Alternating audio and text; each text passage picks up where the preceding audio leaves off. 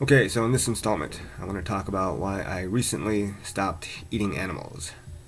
Now, the main reasons that people go vegetarian, I don't actually like that term, at least as far as it applies to myself. But the main reasons are probably health and moral considerations.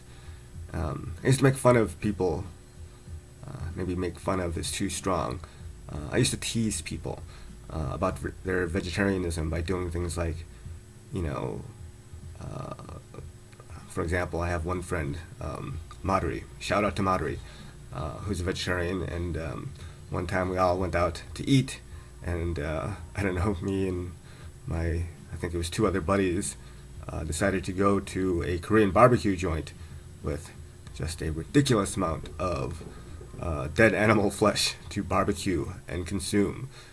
And she went along with it and ordered a vegetarian dish. But, and there's the scent, if anyone's ever been to a Korean barbecue, of burning flesh and all that. And it's, from what I remember in my meat eating days, delicious and mouth-watering.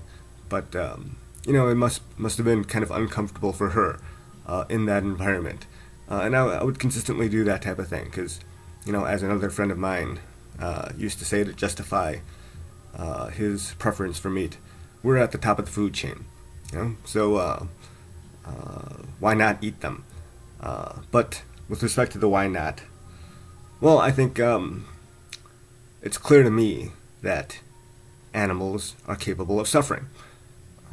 Anything with a nervous system, in my mind, is capable of suffering. Um, Another memory from high school. Another friend who I'll give a shout out to, Lev, the one guy who still makes an effort to send me a holiday card every year, even though we haven't really talked to each other in many years. But Lev Grossman used to, actually, what happened was in biology class, we one time had this experiment, vivisecting, meaning dissecting while alive, little worms. It's actually kind of pretty cool to watch their multiple hearts beating and things like that. But on a whim, I decided one of these worms that wasn't opened up yet, I put some liquid paper on it, and it started squirming and wiggling like crazy.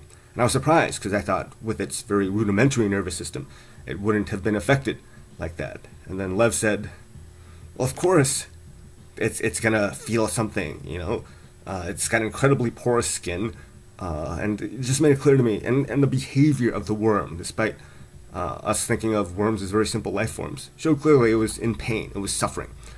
Of course, the suffering of worms is nothing in comparison to the suffering of humans, and even higher animals like cows, pigs, chickens, even chickens. Their suffering is nothing compared to the suffering of human beings. Nevertheless, it's clear that they still suffer. And I'm not going to judge other people for eating animals, and I'm not going to tell them, oh, they shouldn't do that. That makes them a bad person. That's the type of attitude, that kind of self-righteous moral high ground that people take sometimes, that really grated on me and, was in part at least responsible for my teasing them. Because it really, that's one of my main irritants, when people think they're morally superior to others, when it's clear that all human beings have failings. And for one person, it's a kind of religious attitude, I guess, to some extent. For one person to say they're superior to another, just is so presumptuous and egoistic, essentially. So I'm not going to impose my view. And this is a recent thing, and I'm sure most people, with respect to that, will say, well, if he's going to change, he's going to go back to that. Most of my friends and family, after my conversion, so to speak, after my Buddhist meditation experience that I've talked about in previous reflections, are very skeptical, and understandably so, about my transformation, thinking that, well, this guy's been running around drinking and drugging and, whoring and doing all this stuff for years, and he's caused this mess. How's he suddenly going to change? It's like these born-again Christians, and people give more credence to born-again Christians for changing than me having a much more, to me, I don't know, deep experience, and that nothing against born again Christianity. I think it's great that people want to be better, but what I've seen, and this also applies to people who go to AA and things like that. Again, nothing against that. If it works, great. But typically, for people in these situations, it's a struggle to be good. They have to fight, and I admire people for having the will, the discipline, for fighting their impulses, for belief in something larger than themselves. That's a great thing. But with what I learned in this meditation experience, and it's not about converting to Buddhism or something like that. Buddhism, the Buddha, Siddhartha Gautama, he never intended to start a religion. He gave people a method to learn how to be better people, to connect with their ultimate truth. So it's not about believing in something. It's about experiencing it for yourself. And with Buddhists, it's not a struggle. Again, calling them Buddhists doesn't seem quite accurate, because it's like saying that there's a creed that you have to believe in, and certain practices you have to follow. It's learning this meditation practice has made it clear to me that there is this kind of fundamental truth that you don't have to believe in on faith or something like that, that you can actually experience.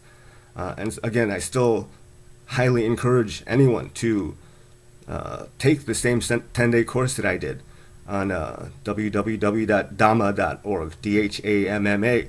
It's free. They only accept donations, and there's no pressure, there's no suggested amount. It's pure. All they care about is alleviating suffering. And going back to how for Buddhists it's something different than, say, born again Christians and whatnot. To change, to be good, it's not a struggle. You don't have to fight your impulses anymore. The impulses are eradicated on their own. And a philosopher like Kant would say there's actually more merit in acting morally when you have to fight your impulses. And I think there's something appealing in a sick, kind of almost masochistic way to people about this philosophy. But really, I don't see how that makes sense. To be good, you should feel good about being good. That's something Aristotle said, which I agree with. Even though, again, even with Aristotle, I think it's kind of an external, stricture that makes people be good. Even though, it's not really with Aristotle, because it's self-imposed, but it takes an effort of will.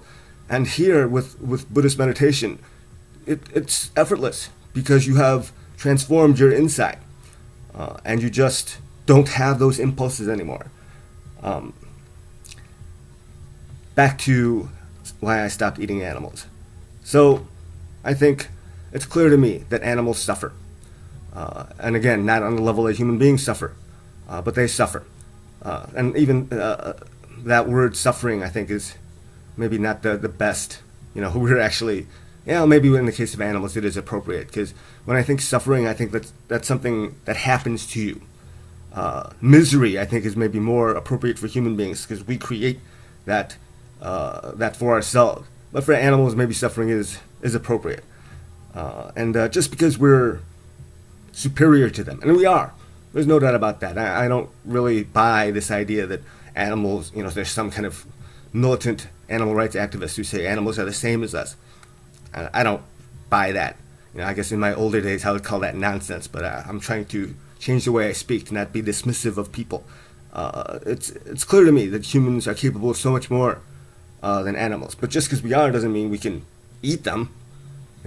Similarly, I think Michael Pollan makes an argument along those lines, or an analogy, like, what about people with disabilities or mental disabilities? We're superior to them, you could say, at least intellectually. Does that give us the right to eat them? That's clearly absurd. And another analogy you can make, I don't know, and sometimes, unfortunately, people don't practice or behave towards other people ideally. But a lot of people feel like they're superior to, say, servers or busboys or the service industry. I don't know how people do it, taking that kind of abuse and condescension from so many people on a daily level. So some people feel superior to them, so they can treat them like crap.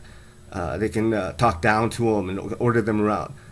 You know, even if it's true that certain people have more intelligence or you're even more sensitive to things and whatnot, that doesn't give that person the right to treat someone with less intelligence that way. So I guess my experience has increased my compassion, or maybe not increased, but made me aware very clearly how people, animals suffer, or in the case of humans, experience misery, and that why increase that misery when it's within our power to actually decrease it. And so, again, this is not something I think I should impose on others, but I just wanted to share why I personally have stopped eating animals.